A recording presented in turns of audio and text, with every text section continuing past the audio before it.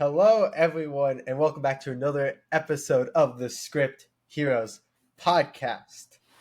We are doing another first for Katie That's as we right. delve into The Walking Dead, Volume 1 and 2. Very good joke, Jay. Showing off his Not, compendiums instead of his single yeah, volumes. yeah, no. I It's don't either own a the single very, volumes. very, very, incredibly high-level funny joke, or I'm woefully unprepared for this. You're woefully unprepared. You tell me you didn't read all 96 issues of the two compendiums? Believe it or not. No, we read the first 12 issues essentially. Yep. Which is, as I try to remember the name, it's Days Gone By, and I can't remember the second volume. And Miles Behind Us. Miles Behind Us. Thank you. So quick high-level summary for those who haven't read it or watched the show, because it's, especially the first volume, very similar to the show and throughout. Katie hasn't watched the show either. No, are you unaware? I thought you hadn't watched the show. Back in college, my girlfriend at the time was really into it, so I watched the first 4 seasons or something. I remember none of it. Okay, I was like, it's very similar with a few high levels. I remembered some landmark differences. Yeah, the second volume's fairly different, and then it gets kind of back on track. Mm-hmm. But the first volume is pretty freaking similar, just a little bit more like more stuff happens in the show as they stretch out one volume, 6 issues into 6 episodes of television, which is longer. Yeah. But in any case, high-level summary, we follow Rick Grimes, former police deputy who is shot in action and wakes up in the midst of a zombie apocalypse from a coma, which I just love the concept of in general. Right? I think it's great. Rad. Let's skip the beginning bit of the apocalypse and get straight into what happens later on. But essentially, Rick stumbles his way through this hospital where he is then attacked by the living dead.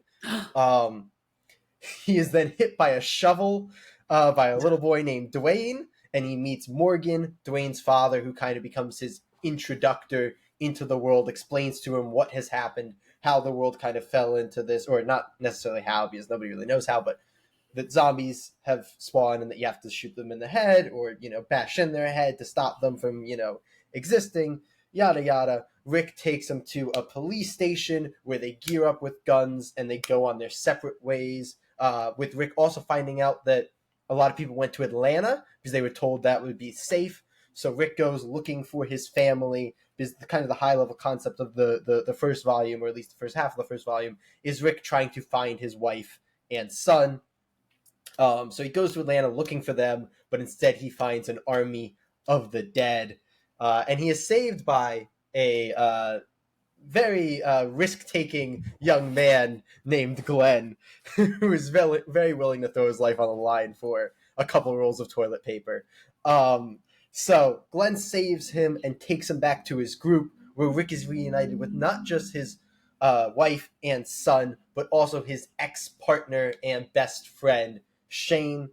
Over the course of the next little bit, as Rick acclimates with this group and reunites with his family, we learn that Shane had a little bit of a relationship going on with Rick's wife, and he has become very jealous of Rick's return. In addition to that, the two butt heads on whether they should stay where they are at this camp outside of the city, or if they should move on to safer locations. Shane is convinced that the government is going to come and save them. Rick thinks they need to save themselves.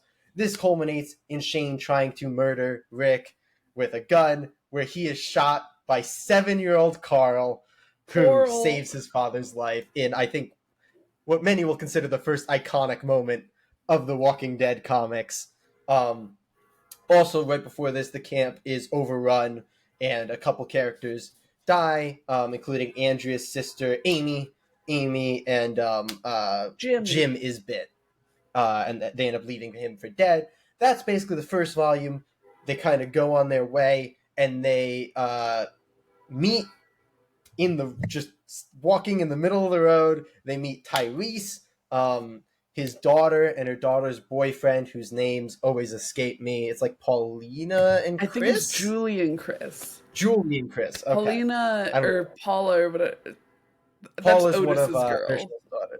Oh, one of the Herschel clan. Sorry. Yeah. Anyway, almost immediately following this, they land at a little community they find, A and gaming they spend one. community. Yeah, they spend one night in a house here before they realize that it is overrun by the dead. One of the group dies here too. Rip A Donna. mother of two twin brothers, and her husband kind of loses his mind at this point. And then Carl is shot by a hunter in the forest. So we have to save him. The hunter, name is Otis, says, I've got a guy. He's a veterinarian at the farm. He can save your son. They go to this farm. Herschel's the farmer. He saves Carl's life, and then they are kind of just all now at this farm, and they have to try to acclimate and kind of bridge the gap with Herschel and his family. And we learn that Herschel and his family have been living a very different sort of zombie apocalypse life, where they don't exactly believe that the zombies are fully dead. They think they're still people and they can be brought back, so they lock them all in a barn instead of killing them. And Rick is not very happy about this, but deals with it for a little bit until the barn kind of ends up exploding open. Zombies come out. They have to murder all of these zombies. Herschel realizes that Rick was right after like most of his family, save for Maggie, which is like the only child that actually is involved with one of our characters. She starts dating Glenn. Basically, all his other children die because of his stupidity. He realizes Rick is right. This kind of causes him to lash out, and he threatens Rick with a gun to force him to leave. Everybody but Glenn decides to leave because Glenn, again, is with Maggie, so he decides to stay behind. And they all head off on their own, stumbling upon a prison, which seems like the perfect, location to go to because giant fences and walls. I might have missed a couple little things here and Oh there, no, but I I think think you that's were the very general. thorough. Okay, that's the general vibe of it. If that sounded like a fuck ton to happen in 12 issues, it's because it is a fuck ton to happen in 12 issues. This book jumps so much in the early stage, and that's funny because I was like, the prison arc's definitely a little bit longer, and then we were looking up for another video we're going to do like the deaths of certain characters, and I knew in my head that those happened in the prison arc, and like I looked up the issue and it was 48, and I'm like, oh, the prison arc goes forever. And I was like, so that gets so much room to breathe. This gets no room to breathe. So I'm very interested to hear your thoughts. Well, firstly, creative team. Obviously, Robert Kirkman. Oh, creative team. Kirkman. Yeah. Yep. Who Robert you may have heard us discuss when we talked about Battle Pope or Void Rivals. Robert Kirkman. I mean, with Battle Pope, you will have heard the major creative team of the first volume. Robert Kirkman is the writer and the letterer. Tony Moore is penciler, inker, and gray tones of the first volume. We then have Charlie Adlard step on as penciler and inker of the second volume, and Cliff Rathburn steps on to do gray tones in the second volume. That's the creative team. It's a fairly simple creative team. But Katie, how'd you feel about The Walking Dead? It's a lot. It is a lot. Like you said, there's really no room to breathe in these first two volumes, and you kind of get why when you're trying to capture this like vibe of, oh, we have to keep moving, everything's happening. That did make it a little rough in terms of like endearing me to characters. Yeah. Like the book itself is so interesting, and all of these things that I think have become kind of tropes of the zombie story, a lot of them have grounding in this. Like obviously we have the older zombie movies and all that give most of it, but George Romero, exactly, stuff. yeah. But I feel like a lot of the settings of this have become very iconic because it ran for like 150 issues, so they really do 193, I believe, 196, somewhere there. Something like that. But yeah, so they obviously have the space to really explore all of these different, like what would happen if the zombie apocalypse was here? What would happen if it was here? And you really get the sense that Robert Kirkman had these cooking for a while where he's like, okay, So cities, obviously no go. Here's how that would be. So you would try to camp near a city, but that wouldn't work out because that would bring the zombies to you. So you'd have to go. And like, what are you gonna find when you go? You're gonna find these gated communities, but obviously that's not gonna work because there's got to be a bunch of zombies in there too. Uh, Just to and acclimate to accentuate your point there, the gated community is literally one issue. yeah, Like that whole thing is one issue. it breezes Continue. by, Yeah. which is something that I'll actually call a bit of a complaint that I have with it, because we're moving through these plot points at such a breakneck pace. I feel like there's not a lot of room to like really enjoy what's going on. I think that again, very cool concepts. And there are a few characters who definitely grew on me. Like Tyrese really, really did. Love Um, Tyrese. I may just be projecting because I liked her in the show, but I really liked Maggie. But she really doesn't get to do much here, so I think that that's a lot of No, projecting. she's one of the. There's a few characters that I'm like, oh man, I love them so much, and then I read this, and I'm like, oh, they don't get to do anything yet. Right? It's like, oh, that's a little unfortunate. And I liked Glenn a lot, but that also might have been a holdover. Because I he think Glenn again gets a doesn't decent get amount to. of nice little He moments. does. I think my real problem was that I don't like the core family. I don't like Rick, Lori, or Carl. My problem with Rick is a problem that I've brought up. I don't remember what book we were talking about. But it's one of those things where it feels like Rick is just always going to be right, and the book wants Rick to always be right. And that like will immediately make me just turn off on a character so much. I'm like, oh, so you're gonna come into Herschel's home, shout at him, and then turns out you are right, and he's gonna tell you you're right, and everyone's gonna tell you you're right I mean, because you're that one right, feels a Rick. little unfair. I mean, I feel like there's I better moments to pick of Rick be like a guy literally hoarding zombies in his barn feels like a fair thing to yell about. I feel like in a situation, which I actually want to jump to in we can just jump to it now. Then I'm a little Yeah. confused about what went wrong in the barn scene. Oh, So I read they it and weren't I able to like reread it. keep the other like zombies in the back, so when he opens the door, they kind of like burst out, and Right, but then I one thought that ends the up kids biting were his one child. drawing the zombies Yeah, to that, they failed. I guess like they weren't able to draw the zombies to the back. He which opens it and they come out. I don't. That just felt so. It didn't feel like an oh man, this is why Rick was right. It just felt like it happened just so that it would make Rick right.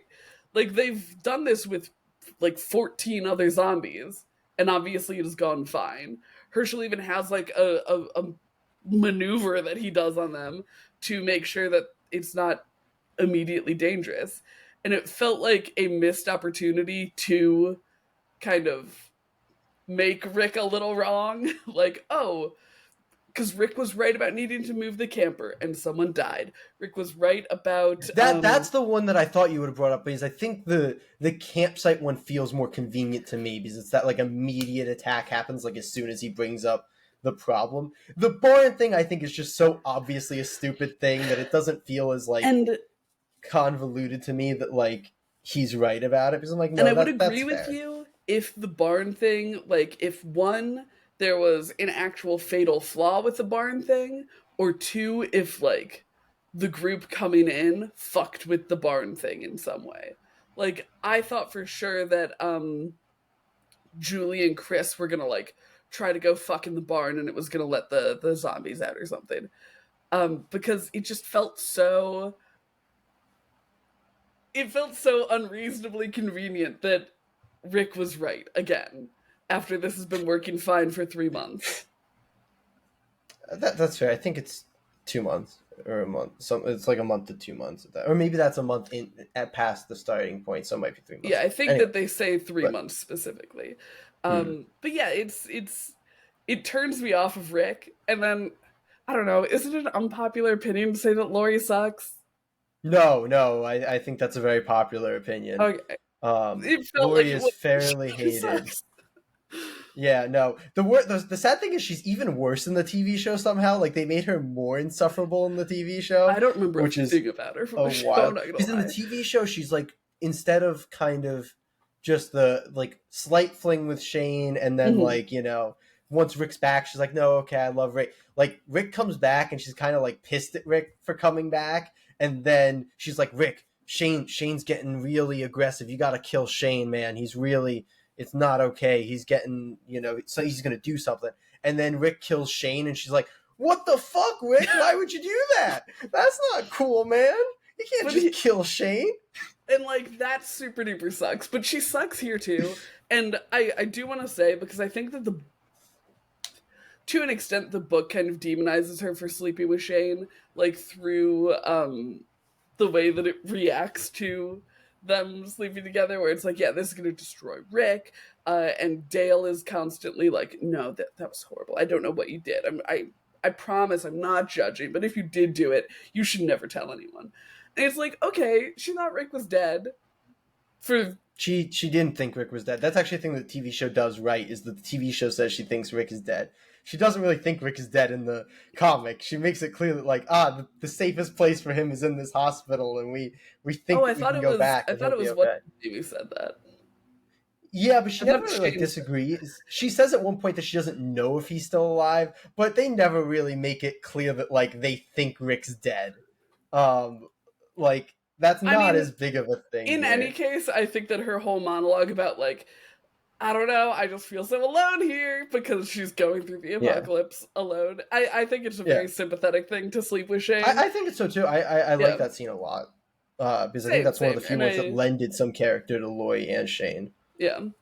Um, but yeah, so, and then Carl just, oh, Carl. I don't like Carl. He just has rancid vibes. Carl Carl has just like Carl's arc throughout the entirety of The Walking Dead because he's one of the few characters who spoiler alert gets to have an arc throughout the entirety of The Mhm. Walking Dead is one of my favorite comic book arcs I think ever because he starts as such just a like he's kind of just this 7-year-old child who gets to save the day a couple times, which are moments that I do enjoy where Oh, he yeah. kills Shane, and there's the moment where he saves his mom from the zombie like right after he gets so Hmm. there's those couple moments which are good, but he is very much just like a kind of painfully written 7-year-old at a lot of points here, and you Yeah. get such a great evolution of his because he doesn't Oh, I'm age a sure. ton across this book, but man, his character develops a ton. But that's going to be what I'm saying a lot here. Is like I agree going back, and the thing for me is though I think I find these 12 issues a lot less rereadable. Like I enjoyed Hmm. them quite a bit the first time through because I've always said I don't mind comics going too fast because it leaves me going, I wish there was more time to develop, and that's better than me going, I got bored. But then when you go and reread, you're like, man, I can't really, I need more here, and I can't get it no matter how many times I reread it because it just goes this fast. But yeah, it definitely is at a breakneck pace, I think, to its detriment. I think the way Hmm. that I view it, reading it, and I mean this with the utmost respect for one of my favorite comic book writers in the world, which is Robert Kirkman, is it feels like he was just terrified the book was going to get canceled and wanted to get as much in as possible. Hmm. Like that's really how it feels. It's like, okay, Shane is going to be in the book for like 3 issues before he dies so I don't really get to build on his whole jealousy angle, and it's just going to happen. And then this happens. Like characters are introduced and thrown and just all of this so freaking quickly. Hmm. I think it finally starts to chill a little bit when we get to the farm, and we start to I get a agree. little bit more characterization once we get to Hmm. the farm, and that's why I did 2 volumes because I was like, I know if we do the first volume, it's just going to be such a whirlwind of like, okay, I felt like I kind of just read an issue, but it was 6 issues, you know. So that's why I said we should do two. But yeah, I think you get a little bit there. Like you said, I think Tyrese starts to really grow on you. Hmm. I think he is the first character in The Walking Dead that really started to grow on me. With Glenn being right there, just because I think Glenn is like, it's just such a fun idea to have this guy who's like, I legitimately care so little about my life that I will go into Yeah. this city for a Well, loaf of bread. that was a reveal later. Yeah, Which I thought was it actually was. one of my favorite bits was they're kind of sitting around. talking about their roles, and everyone's hyping Glenn up so much. Like, Glenn is so great, he's so selfless, yada yada, and he's kind of like dismissing a lot of it. And then later we get a conversation between him and Rick, where he's like, Rick, I just didn't care if I lived or died. And it Yeah. informs that previous scene so much, where Glenn is like very uncomfortable having these praises lauded on him. Like, Glenn again is one that I liked, and Yes. I think that I'm going to use him though to touch on something a little weird. His relationship with Maggie felt so quick. Like, they start with, "Oh, we both want a smoosh. We should do Yeah. that." And I'm like, "Okay, that's Yeah. cool." I like the vibes of them being like kind of, a bit distant, but like, we don't have any other options, let's do it. But then with, I would say, little to zero like actual development of their relationship, Maggie's like, "No, Papa, we are in love." And I thought she was doing a Yes. bit to like No. placate him, Yeah. but then she wasn't, and Glenn's like, "I'm No. gonna stay because we're in love." And I think Yeah. that speaks to another problem that I had as I was reading, where I'm like, the passage of time is so weird in this book, or It in these is. books. Again, Like, for these volumes where it's like breakneck pace. I do want to say yeah, something like I feel like it hits on what I think is a really weird Robert Kirkman quirk is I mhm. think he is one of the worst I've ever seen at like the pre-relationship, like people falling in love. Like he very much just pairs people up. And he's like, nope, these two are together. And you see it with Tyrese and Carol too, where it's just like Okay, yeah. immediately they have interest and then they're together, and then like he really seems to go just nope, these two are together now. These two are together now. Mhm. These two are together. Very randomly, especially throughout The Walking Dead. It's actually that I should very much specify this to The Walking Dead because it's not true in Invincible at all. He has a much better time with doing kind of pre-romance in Invincible. So let me amend what I'm saying here. But in The Walking Dead, he does these you're paired up, you're paired up, you're paired up, you're paired up.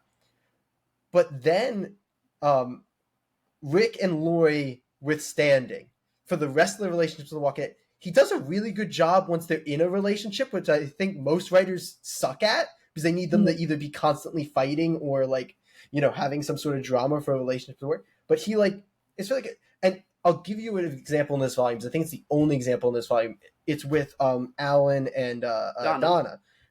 They have that scene where Donna's like finally accepting Andrea and Dale being Which together. also very weird. Throwing that out there. Just the Andrea and Dale in general. Yes, and also Yeah. they also immediately went to like, "No, it's okay, I love you." But yeah, like that scene, I just think is a very well like I husband and agree. wife scene together, where she's just like, no, I needed to see people happy, and it's nice, and I'm okay with stuff that. And then even like once she passes his like scene of like she was 8 years older, she was always more mature, she Mhm. wasn't necessarily always right, but she could convince me that she was right, and she knew what was happening, which based on her character just feels perfectly right for like this woman who's Mhm. very like like uh Christian Subservient. fundamentalist. She's like, Yeah. yeah, she just like this immediate like, no, I know what's right and wrong for Mhm. everybody, which can get. But like you see how he needed that, which I think Oh is a yeah. very cool Oh way, yeah, right? But for that sure. that's the one example in this volume, but it goes into like the end game relationships here, like Mhm. just such good once they're in a relationship writing, but it takes him just going, you two now, you two now, you two now. But no, I think part of that is with the weird time jumps. Like, almost exclusively, I think he will tell you how much time has passed. Like, there will be a dialogue Yeah. bubble that says, "In the 2 weeks since we left," or "In the past month." He will tell you, but it never. The fact that it's in dialogue, I think, one, makes those little patches of dialogue feel a little ick, and two, it feels so much less informative. Like, just one of those beautiful little caption box. This is like 3 weeks later or something. I feel like that would be so much more cohesive in reading it. But I have pretty much exhausted my little grumpy Gus vibes Yeah, about The yeah. Walking Dead. I It mean, was it's so fair. good. It's the beginning of talent. With the exception of Charlie Adlard, he had been doing work I think Mhm. fairly regularly prior to this. Though But with Tony Moore and I like Tony Moore's art better than his. That's interesting. I think I'm one of the few people who likes Charlie Adlards more. Like, especially like I think Lori is like drawn like a caricature with Tony Moore. Like her face is very weird to me. Hmm. I think just in general, Charlie Adlard's much better at drawing women. Um, It's fair.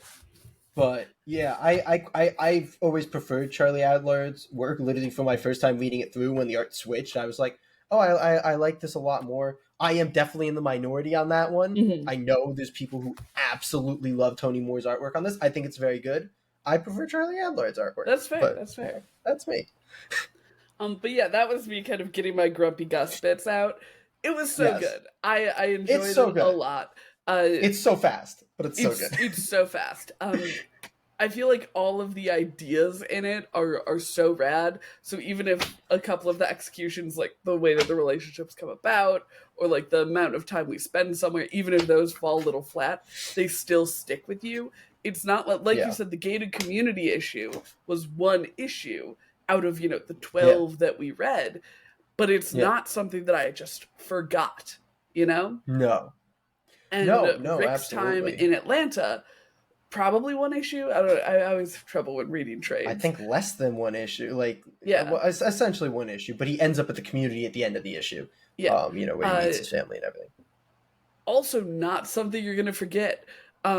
I mean, No, one thing that I did remember from the show was a lot of the first a lot of the first episode or this first issue, because like you said, it's very similar. The immediate like launch into, oh my god, what the fuck, this is like such a, it feels, I'm gonna say grounded because I'm not sure what exactly would fit better, but where it's like a very kind of realistic zombie apocalypse. I feel like the yeah, horse getting eaten is such an amazing introduction to that concept of just, yeah, this is a fucked up world, and these zombies are not like, they're not little toys or anything. These are like terrifying creatures that will yeah, tear a horse to bits. yeah. I think it's such a good balance of like how terrifying they are, while still like keeping in mind like the criticism of like why don't people just walk away from zombies? But like they do. Like They there are do. times where you're like they're right there and they're like, yeah, as long as we move pretty fast, they'll stay away. Like it's very much when they get into situations because they are trapped in a situation or they can't Mm-hmm. do like it's never it very rarely in The Walking Dead feels like it's just the characters being stupid when they could easily get away from zombies. Like I Yes. think it feels like Robert Kirkman has thought out zombies as a concept Mm-hmm. so thoroughly before he puts them in any situation, and I As think I that's feel why they like were able to every do nerd has. 190 something issues of a zombie book. Mm-hmm. you know um but yeah, no, I think that's absolutely like grounded might be the word for it because it does kind of feel grounded in a Yeah. weird way for a zombie book. Yeah, like not no one feels like they're made of rubber, which is a bit odd considering we have our two Grimes boys both shot and recover from their bullets within the course of these two Yeah, volumes. Rick well, to being a be bit fair, of a Rick's cop out shot in is that. like the Yeah, that's is the like a bit of start a of the cop out flaw. saying that, but like people do Yeah, get injured. But yeah. it Also, if does you want not to feel break like like pace, page one, we start in the present, gets shot. Page two, wakes up in zombie apocalypse. Like, right just right away. fucking This man knows what he's immediacy. doing. Um, but no, it's so good at feeling very tactile with the danger. Like I was defending Herschel's barn. Like I would never, in the zombie apocalypse, have a barn full of zombies. Like I think it's a little ridiculous that Rick came in and saw a system that ostensibly to that point had been working. It was like, no, you're wrong. Um, but like the danger of that felt so real, and like the Yeah, vibes of, oh shit, that is like a powder keg. Like as a reader I know this, and I'm yeah, like, holy shit, what's gonna happen with it? um Everything feels like a powder keg, which is so great. Like you never know where zombies are gonna turn up. Like they were when the in snow the, falls off the sign oh my god, in the so good. I was about to say when the zombies show up in the basement of the gated community house, you're like, uh-oh, there are zombies here. Well, good thing the yeah, rest of the house is safe for the night. And then that stupid little dramatic irony, which is very good and well done, dramatic irony of the snow falling, revealing, like, run away, all dead here or Yeah, something. yeah, like keep Yeah, out all dead inside or whatever it was. something Yeah, like that. And then Rick going out to the RV to get the thing as we see people going in and we see Donna entering a house. And Alan's like, oh, don't go in too far. And we see Rick see the sign and go running in, but it's too late. It's so well, like, it's so well done. It's so dangerous feeling. yeah. You really aren't allowed to feel safe anywhere, which is super rad. Fully agree. It's one of the like big strengths of. I mean, the entire Walking Dead is predicated on you never feeling like any character is safe. Like Mhm. that is why people read the book, read the book now. Like that's the whole vibe. The whole thing is at any point, any one of these characters could conceivably die, Mhm. and that will be proved to us, time and time again. And it's proved fairly well in this volume. I think, especially like as much as I say I do think it's rushed in the comic book, like Shane dying in issue 6 is a pretty wild thing. Yeah. Like it's just you have this dramatic stare down, and you think maybe Rick's gonna actually be able to talk him down, and then a bullet just comes across his throat, and you see Carl with like the like little kid look with like the gun, and Just it's like, like, don't hurt my daddy again. And it's like, oh my god, yeah, Carl, like you psychopath. holy shit. And then like for all the shit get like I think, and it's the reason I love The Walking Dead of like the top of all time. It's because I very much project my own father son relationship onto the book, but I think that on like a high level, like Robert Kirkman has such a good in tune with the like father son relationship, and that scene of like, it's not the same as killing the dead ones, and then Yeah, like Rick it hugging never him and should saying be. it shouldn't be, yeah, it never should be. I'm like, ah, shit, Oh my but it gosh. This is Jay confessing to murder. this is me confessing to murder. No, but like that is one of my favorite things. Again, like Carl's arc and the father son relationship are Mhm. the like lifeblood of why this as a unit is one of my all time favorite comic books. The first two volumes I think are a good comic book, Mhm. and then or maybe even a great comic book with its flaws, because I think the high points of it show you those high points of like Yes. these big moments, these such well laid out pages, like all of these great things. Um, and the other thing is like it's never boring. The problem is No. never that I don't want to read the next page. Like so, it succeeds on that high level of like Mhm. next page, next page, next page, next page, next page. One more issue, one more issue. Mhm. Like very rarely when we're doing something like 12 issues for a reader prep, do I read it in one sitting. This was one sitting. I sat down, on my bed right there with this giant monstrosity in my lap, to where I literally have to turn the book to read each side of the of the page, and I just went until it was done. Um, but oh yeah, the point I make is the high points of this. I think show you just how much potential this series Mhm. had, and I think there's a very good reason that the series was able to get to where it got to. Right. And one more thing I want to point out just about the pacing of the book.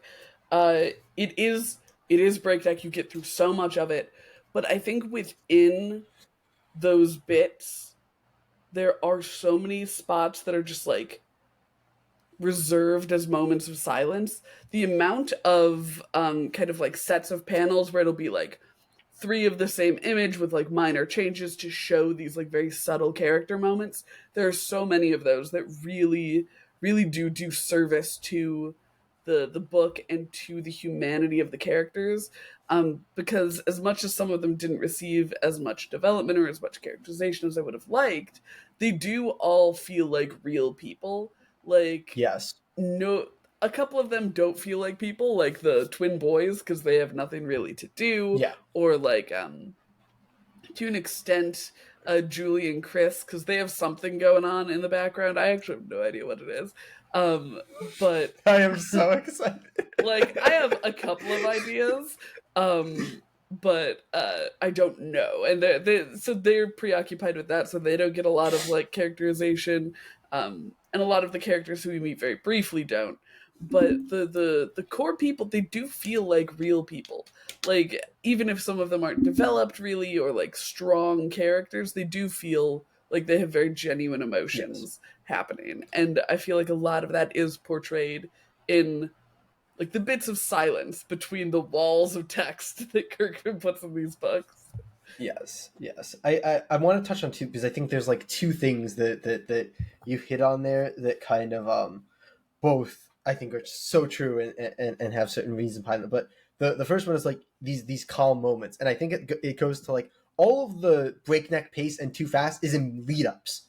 You Yes. know, lead ups are super fast, but then part of like what that allows them to do is have fantastic after impact moments, like that we get, you know, the essentially like the, you know, death, the, you know, murder, the crazy thing that happens, and then we get the characters like we get the genuine reactions in the Mm-hmm. aftermath. I think the aftermath of everything in this book is always awesome. um a lot of books I think jump over aftermath, like you'll kind of get the moment at the end of an issue and then you'll just jump to the next issue. This book, you'll usually get the moment, but then the next issue will kind of begin with the aftermath, which is very Mm-hmm. nice. There's a couple that kind of jump forward. I think mainly like the volume ender jumps forward and then we get like time. But anyway, the other thing though is like about them being real characters. I want to compliment that with it being a real world, and I think that Mm-hmm. all of that comes. Kirkman just wrote his own locations, his own people, like the world that he grew up in. Like this does just feel like a guy who grew up, you know, in the U.S. South, you know, making a book about people in the U.S. South. Like that is Mm-hmm. how it feels in locations in the U.S. South. Like so, all the characters feel real, all the locations feel real. Like you know, they very much call out city names and street names and stuff. Like it's all very much it's Lived in. grounded in that level of realness, which I Mm-hmm. think is what allows it to feel so genuine in that respect. Yeah, no, it really, it makes so much sense why this book went absolutely insane the way that it did. Um, yeah, I am very excited to read more of it because I feel like a lot of the uh, a lot of the kind of gripes that I have are just a product of it being such a long series. It's got so much room ahead of it, and Oh yeah. according to your testimony, it slows down from that breakneck pace a bit, which will Yes, give the characters the certainly. opportunity to do what they need to do, um, Oh all yeah, that I mean the good book stuff. literally becomes like a character study. Like it becomes only about like there's a point where you will be like, can something in this issue happen that isn't just the characters talking about their feelings? Like it slows down that much at certain points. I will say we Um do get a bit of that in this. I think because of how fast the rest of the plot was, it never felt like nothing else was happening. But I do. They're the foundations of that so much. So much of this book is, so much of this zombie apocalypse book is just people talking, and yeah. not even necessarily about zombies, which is rad, No. um, because it really makes that feeling of dread, for especially, as someone who engages with pop media and all that shit, knowing, uh, and as we prepare for a video about like the comic book deaths, knowing the big ones that are gonna die, it's like, oh shit, I mean he's I drawing on me, think but I know what's coming. yeah. Can I if I can math out here, I think two characters we have right now make it to the end of the book. Um,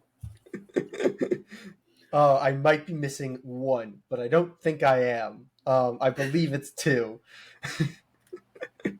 which you Pretty. know of our cast of very many characters, or actually three, three, three, but one we picked up fairly recently.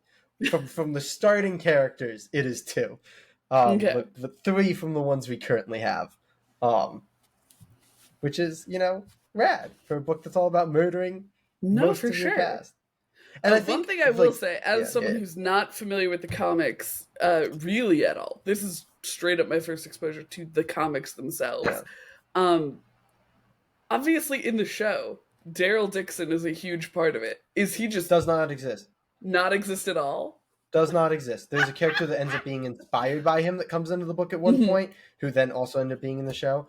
Um, But No, no, that's it the does not vibe exist. that I got. The funny thing is, he wasn't even supposed to exist in the show either. Merle was created for the show, but that was Mhm. the intent, to create Merle for the show. Then, but they always wanted to cast him as Guardians of the Galaxy guy, whose name I can't remember right now. And I don't remember then which one in Merle is, came so I can't help you. Daryl's brother, I, racist, one-armed, crazy guy who gets handcuffed to the roof. oh, Um, ends up being the governor's like number one stooge. Anyway, I believe you that this is a man who so in exists. comes man, why am I blanking on names right now? Dixon's actor to audition for a Norman part that they had already Reedus. decided. Norman Reedus comes in to audition for a part that they had, for some reason, were doing castings for, despite the fact that they knew the actor they wanted to play, and they just thought he was so good. They're like, well, we need to do something with him. We're like, well, what if Merle had a brother? And so they created Daryl to be Merle's brother, and then he becomes arguably like the second or third biggest character in the show, depending on if you want to give Michonne the nod over him or not. Like, you can I don't probably know. go He either got a way with full that. spin off. So did Michonne. Michonne and Oh, Rick I have have no a idea. spin-off. Yeah. Anyway, Well, did Michonne drive a motorcycle across the Atlantic Ocean? no. By the way, a motorcycle with Nazi insignias on it. If in case for anybody who didn't know, I had no idea. Jesus because it Christ. is Merle's motorcycle. I just want to know how he got it to Paris. I don't know, man. I gave up on the show when they killed off a character that's one of the two characters that made it to the end of this book. Oh. I'll And I was start not making happy about deductions that. because I definitely remember who died in the show. I definitely had told you about that at one point when you're like, I'm never going to read The Walking Dead. I don't care about Walking Dead spoilers. So I just like complained to you for a while. But yeah, for anybody who's upset that I'm spoiling things for Katie by saying like numbers of characters that die and stuff, Katie knows so many of the characters that die in this book because of like listings that we're doing. She's going to jump ahead. And I will also, do my just best from to preserve existing, things. we all Yeah. know. Now I have to. I'm gonna have to either edit that out or tell my father not to watch this episode. No. No, I'm so sorry, Mr. Jasnowski. If it makes you feel better, I did read the black and white version. Yeah. Watch me bleeping that out in the version. Amazing. But yeah, The Walking No, Dead, but very good. yeah. Shocking. Yeah, and if you want to see us do more volumes in the future, this could be something that happens, semi-regularly or every now and then if you guys want it's it. not like we'll run out of books to read for it. At least not anytime No, soon. we are 12 out of 109, like 1/20th, a little bit more, like 1/18th of the way done. And Math, I something like doubt that. that for future ones we do double volumes. Or maybe we would. Who knows? If there's standalone episodes, we might as well, but we'll see. Yeah. I think that's all we got for y'all today, though. Unless Jay, you have some closing thoughts. No, that's about it. I nerded out pretty hard throughout a decent amount of this, and yeah. Well, as always, our regularly scheduled programming will return to you on Wednesday for a good old episode of the Script Heroes podcast. I'm And sure we've got dude, it. what's our? We have a bonus episode next Saturday, right?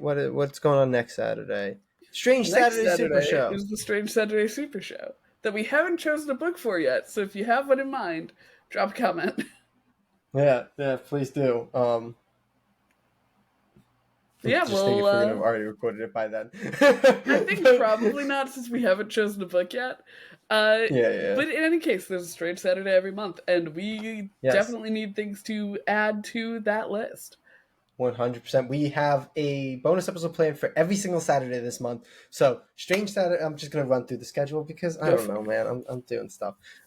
So, Strange Saturday Super Show next Saturday. That's the 13th. Then on the 20th, we are running a new kind of episode where that week is going to see the release of Teenage Mutant Ninja Turtles 150. And as Katie is planning to jump on with me for the new renumbered launch of TMNT, we are going to do a, I guess, Comics Explained video where I lore dump 150 issues worth of knowledge onto Katie. She's But going to read not the to first and the worry. last issue so that Yes. she will, But everything not to she worry needs, if you know really. nothing about turtles. I will also know nothing, so I will ask all of the questions. Yes, and I will try to be as thorough as possible. If you think this episode had a lengthy explanation, if you think this episode has went a little long, if that might end up being the longest episode we've ever done. Not gonna lie, I'm scared. I'm not gonna there is a lie. real chance that that episode goes like 2 hours. Um, and then we will end off the month with another tier list video. If you watch those rebirth videos, we are back at you with a tier list. We kind of teased this video in this video already, or this podcast in this video already. Katie, what is our final Saturday We are bonus going to episode be for the doing month? a tier list of iconic comic book deaths. People like Superman, Batman, Gwen Stacy. I said nothing. Now I'm gonna have to bleep two fucking things out, Katie. But not just of stuff that we've read already. We're also going to be doing Ampersand from Y the Last Man, which I think is literally the last issue of that series. So, having read nothing else from that series, we're both going to read the final issue. But yeah, just to Yes. see whose death is actually worth it, and frankly, which deaths should have stuck. But as always, whether or not you join us for any of those bonus episodes, as long as you're back at our content at some point, we will hopefully see you next week. Comic Geeks.